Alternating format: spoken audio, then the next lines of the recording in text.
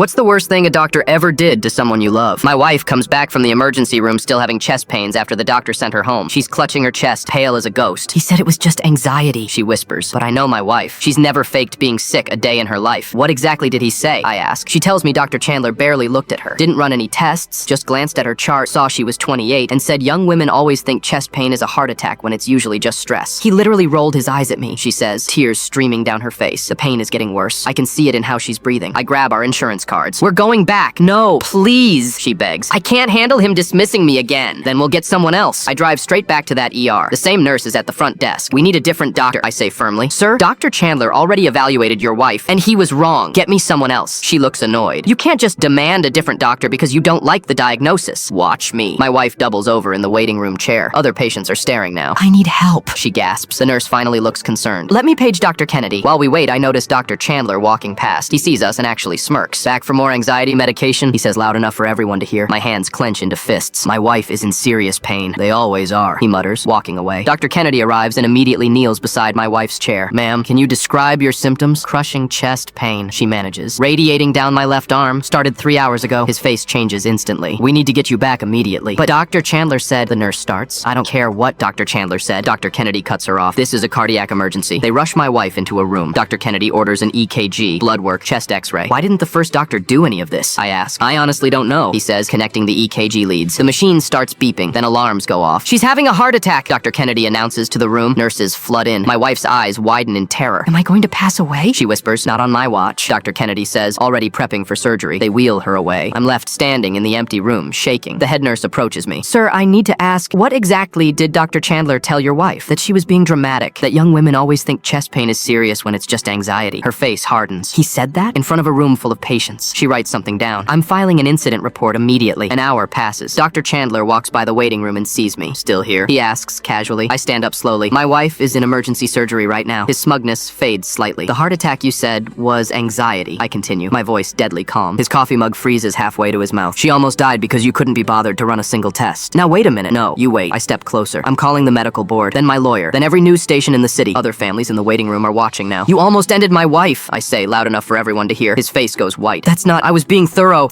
You spent 90 seconds with her. Dr. Kennedy appears from surgery. Your wife is stable. We got to her just in time. Dr. Chandler tries to slip away, but I call out. Dr. Kennedy's expression turns ice cold. You sent her home with these symptoms? I made a clinical judgment. You made an assumption. Dr. Kennedy interrupts. A nearly fatal one. Security arrives. The head nurse must have called them. Dr. Chandler, you're being suspended pending investigation, the security chief announces. This is ridiculous. Clean out your locker. The chief cuts him off. The next day, I visit my wife in recovery. She's alive, but the damage to her heart is permanent. 2 weeks later, Dr. Chandler loses his license.